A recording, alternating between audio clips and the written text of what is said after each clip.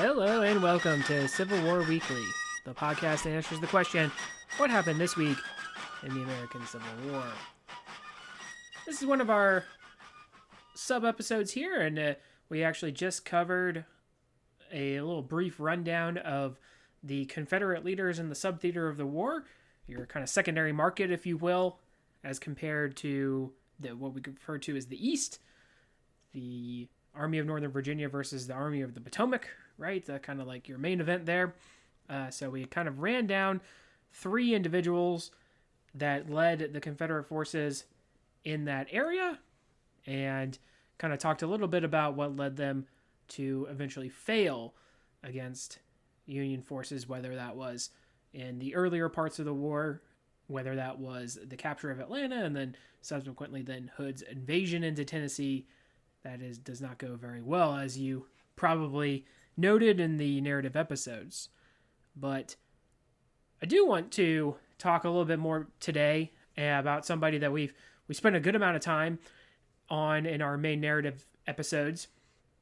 And this individual, right, is, in my opinion, kind of like McClellan, right? George B. McClellan is a good kind of counterpart to him in terms of kind of the opinions, the controversy a little bit that surrounds them. I want to talk a little bit about Braxton Bragg today. Before we do that, though, let's talk about our Patreon content. And of course, we have a memoir review. This is a scout serving in the Union Army, mostly during your 1863, 1864 time periods. It's pretty interesting look. I don't think we've done too much in terms of talking about scouts, and so this was a good look into what that kind of life was like for such individuals. We've done other memoir reviews. We've done a good variety, I think, whether that's an artilleryman, cavalry, right, just infantry, a partisan ranger in terms of John Singleton Mosby. So we've kind of talked through some of the main themes of those and highlights. We have also gone through movie reviews. Recently, we did Emancipation starring Will Smith, so we talked a little bit about the historical accuracy of that film. We've done picture slideshows among other types of episodes, so if any of that sounds like it would interest you, there is a link in the show description. Those proceeds do go toward the general upkeep of the show. They're greatly appreciated.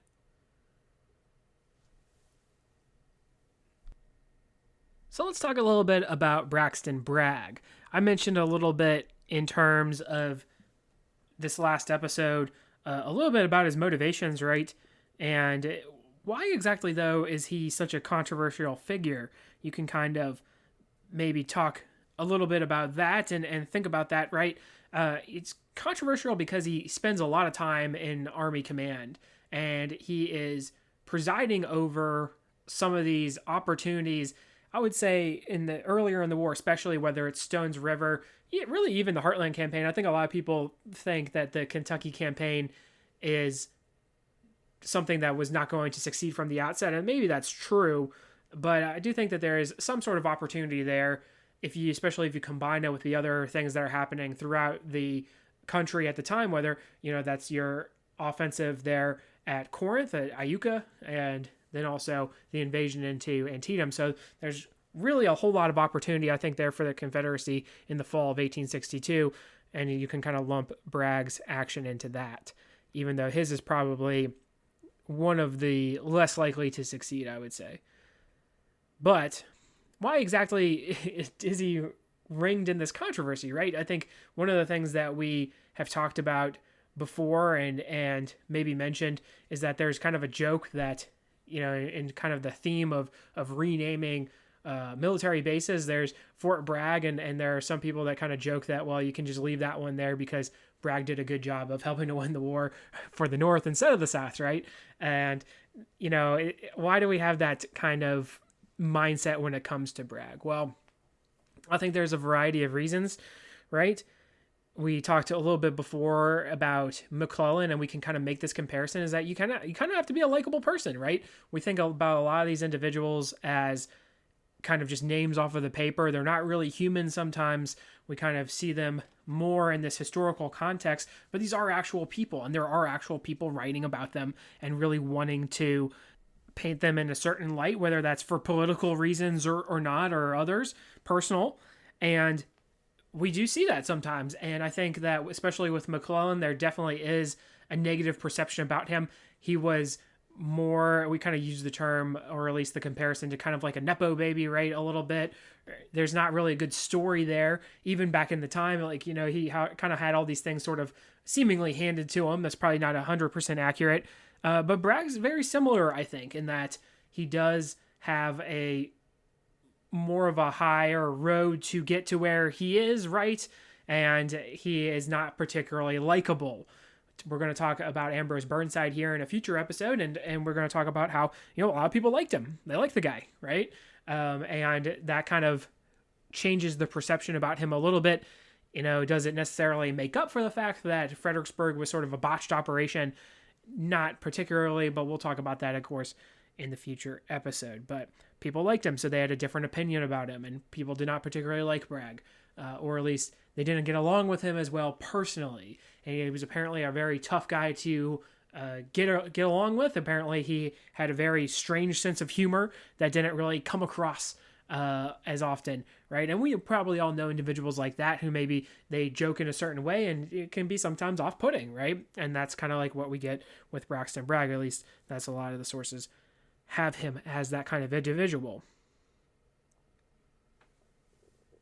Bragg, though, is a good organizer, right? We've talked before about that. He takes this army that is there in Pensacola, and he's able to create an effective fighting force. And those troops that he is able to bring to Albert Sidney Johnston there before Shiloh, those are probably some of the better trained troops in that army. And so Bragg is a very good organizer. And very much like George B. McClellan, if we're making that comparison, right? They're both good at army creation. And you can see how that kind of talent would be necessary, especially following Shiloh, where you get a lot of discipline that was lacking when it comes to the Confederate troops. And you're already, if you're Jefferson Davis, you're probably not on the same page as PGT Beauregard. So yeah, he seems like a very, very logical choice. An interesting what if that we can kind of throw out there, something that was definitely on the table for Jefferson Davis, was actually sending Braxton Bragg into Missouri, into that theater of the war. And just how differently things might have panned out is something that I have thought about before in terms, and you all know I really enjoy my what ifs, and of course not everybody does, but if Braxton Bragg is sent to take over for, say, Earl Van Dorn prior to P. Ridge, how is that different?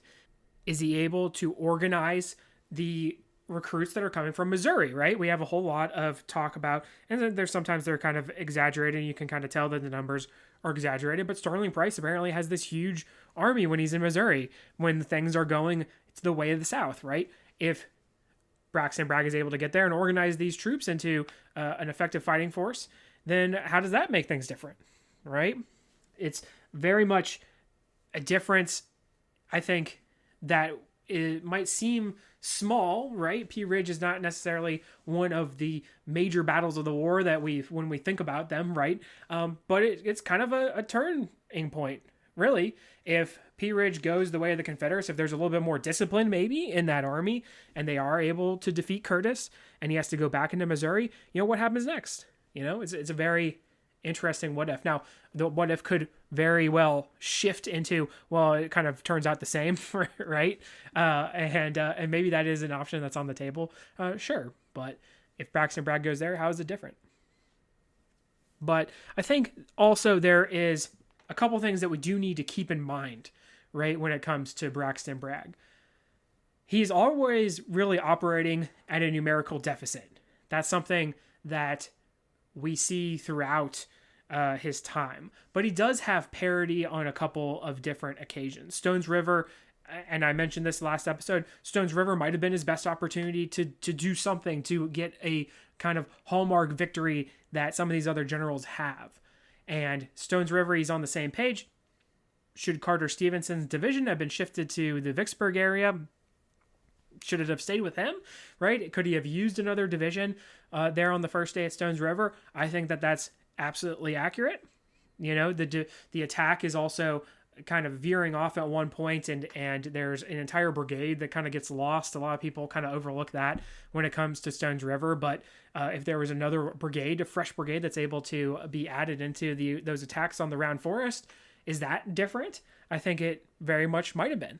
And Stones River, it's very back and forth, I think, because if Bragg wins at Stones River and say Rosecrans is retreating back into the outer areas of Nashville, maybe even into Nashville itself, right? Is Braxton Bragg going to be able to capitalize on that victory? Maybe not. And maybe he's still going to have to withdraw to the Duck River or find a different defensive position that's going to be more tenable. That is definitely something that could have happened. But you probably, as mentioned in the last episode, you probably have an increase in morale if you're able to kind of shift the narrative and turn the table a little bit and maybe even winter a little bit closer to Nashville. That's definitely an option that's on the table, all right? Rosecrans is so kind of worried about the fact that Braxton Bragg could victimize his army again that he builds this huge fortification system, right? Fortress Rosecrans that he's able to put together and hopefully stave off any kind of additional attacks from the Confederates, right? So obviously he was worried about Braxton Bragg, and that kind of illustrates just how close he comes. At Chickamauga, there is not as much of a numerical deficit as there is, once again, parity. If not, the Confederates, when they finally get all of Longstreet's command, they're probably at a numerical advantage. And that's something that doesn't really happen a whole lot of times in the Civil War. Is the strategy sound? Is the execution really what it needs to be? No, strategy I think is okay. The execution, of course, is flawed. And the kind of the continuing of attacks on these well-entrenched federal positions are really kind of what is going to bring Chickamauga to its end point, its end goal that we mentioned, where the morale is still going to be low when the Confederates have the field at that point. If Chickamauga had happened in 1862, maybe it would have been different, but they've been suffering all these losses, and we're not capturing Chattanooga. We're just kind of standing there and looking at it, and of course, the Army is not going to like that. We mentioned last episode in that, especially when we're talking about Chickamauga, there is this kind of deference when it comes to James Longstreet. Longstreet arrives on the field, and Braxton Bragg is going to kind of give him the reins, so to speak, which is a mistake. You understand why he did it. You could definitely have this individual who is supposed to show up. He's supposed to fix things. He's from the Army of Northern Virginia. Everyone knows all about them, right? If he shows up, he's going to be able to be a force on the battlefield. So you are going to give him a little leeway, right? I think there's definitely something to be said about maybe if in our own lives, whether it's like a transfer or a new hire that comes in and they're coming on for a specific purpose, and then you're kind of giving them a little bit of leeway, right? Or you're able to sort of want them to operate within your scheme, within your system, within your work, right? But if they're the expert on a certain thing, then hey, they're going to be able to kind of run with that in certain situations. So you can kind of understand why Braxton Bragg does what he does. Longstreet, though, of course, is not familiar with the terrain. He gets off a train and then essentially doesn't know where everything is. He doesn't know where part of his command is. He's never met part of his command that's under him, right? So, there's all kinds of things that make it a decision that is pretty well roundly panned. But another thing we need to consider with Braxton Bragg is that his health is always sort of downhill, right? Especially in these latter months, this 1863 time, he's definitely still feeling some of illness effects. And at one point, he actually does sort of want to be relieved because he is falling ill, and he has to take time to recover there in the winter following Stones River and then prior to the Tullahoma campaign. We've mentioned before, too, about how Braxton Bragg's career doesn't necessarily end once he gets removed from the Army of Tennessee, and that's another thing that I did want to talk about, is that Braxton Bragg has an interesting career following that in the Civil War and then beyond. And so I just want to kind of put a little bit of a bookend on him, because I know much like McClellan, we talk about him quite a bit in the narrative and then in these episodes as well. But Braxton Bragg is going to go back to Richmond. He's going to become an advisor for the president. And he's going to be doing a pretty decent job in that capacity, right? He kind of organizes the troops that are eventually going to defend Richmond against not only your action there following Yellow Tavern, but also then Bermuda 100 as well, which you have your Benjamin Butler showing up there south of Richmond to kind of try to force the issue there. So he's going to be pretty instrumental in the putting together of the army that eventually Beauregard uses against those forces. He's going to command troops again in the field in North Carolina there at the kind of the end of the war with your Bentonville campaign. He's going to be in the field there. And then following the war, he's actually going to briefly be moving south with Jefferson Davis, kind of in this bid to sort of escape. He's going to set himself up as an insurance agent after the war and kind of serve those individuals with life insurance, and especially using his connections in the Civil War. It doesn't necessarily work out too much because we can kind of at least be a little bit sympathetic to him in that he does lose his livelihood in terms of the land that he had there in the Bayou Teche region, actually, especially in those campaigns that we talked about in the narrative episodes. He's going to have his plantation destroyed, right? He's going to try to restart things, but it's not necessarily going to work. That's where we go to the life insurance situation.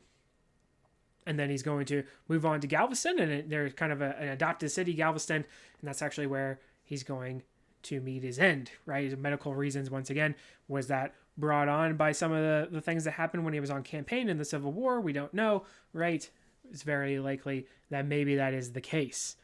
But again, good organizer. And in some ways, we've talked before about how McClellan's this organizer. He leads troops in the field. He does an okay job, right, in certain situations. And then could he have been utilized further as an organizer, as somebody who's in an administrative capacity? Then yes, I think that the comparison there between Braxton Bragg, between George B. McClellan, it's very reasonable to assume that these guys are very similar. So we do have that. We do have Braxton Bragg. But again, why is it always Braxton Bragg who's getting the blame on these situations? And it's really because when you come down to it, at the end of the day, you do have to have a winning product, and he just doesn't win. And that's one of the things that we will talk about when we talk about Phil Sheridan, is Phil Sheridan the best battlefield leader? In my opinion, not always, but he does win, and Braxton Bragg doesn't win. And that's going to affect morale. He does a really good job, actually, of trying to keep his army supplied. That's something that we don't often talk about because there are these logistical issues throughout the Confederacy, but he will do his best to make sure that they have enough food. And that's a task in and of itself, right? When you're having supplies that should probably be allocated to you, sent to the Army of Northern Virginia, then you have to kind of come up with Plan B, and he does a decent job of that. Is he as big of a disciplinarian as we sometimes think? There is some kind of evidence to believe that, while yes, there were some capital punishments that were dished out under his tenure, there's also some statistical analysis that I've seen that's just kind of interesting in terms of the percentage of individuals who had their sentence commuted, right? So that they weren't actually put to death. And it's actually more of a situation where individuals are actually getting charged and then put to death under Joseph E. Johnson than it was Braxton Bragg. But we often don't really think about that, do we? We have a different perception of Joseph E. Johnson, and he's not the disciplinarian, right? But there are more executions that are having percentage-wise under him than there are Braxton Bragg, right? So there is kind of that negative aspect of him, and that could be part of it in that he is trying to gain favor. And I think the more that you try to kind of poke into the mindset of the public, and you're trying to kind of clear your name, you're trying to make sure that everybody's on the same page as you, in certain situations, it doesn't really help you. Look at the most successful generals that we have throughout the Civil War. Robert E. Lee doesn't really care about that, right? Ulysses S. Grant doesn't really care about that, even though he's kind of having this situation where he is trying to kind of play the political game a little bit. You have William T. Sherman, who doesn't like newspapermen, and there's a reason for that. We talked about that here recently in an episode with him. So yes, you have Braxton Bragg kind of playing into that a little bit more than he should, and for all these other reasons and factors, that's how we have this negative perception of him. Is it fair? Is it not fair? right? I think that there's two different kind of camps that you can be in, but you can also be in the middle, right? It could be a little bit of column A, a little bit of column B, because for every time that we have in these battle situations, and I invite you to take a look at them, whether it's what we just talked about with Braxton Bragg here, or last episode, or in our narrative episodes where we're talking about these battles, there's all these situations where there's some sort of excuse, but there's also some sort of thing that you could actually point to Braxton Bragg and say, hey, that actually might be your fault. And the more times that there are those situations that are actually going in your direction, the less we're going to actually scrutinize them. So that's, I think, really the point that we can make with Braxton Bragg.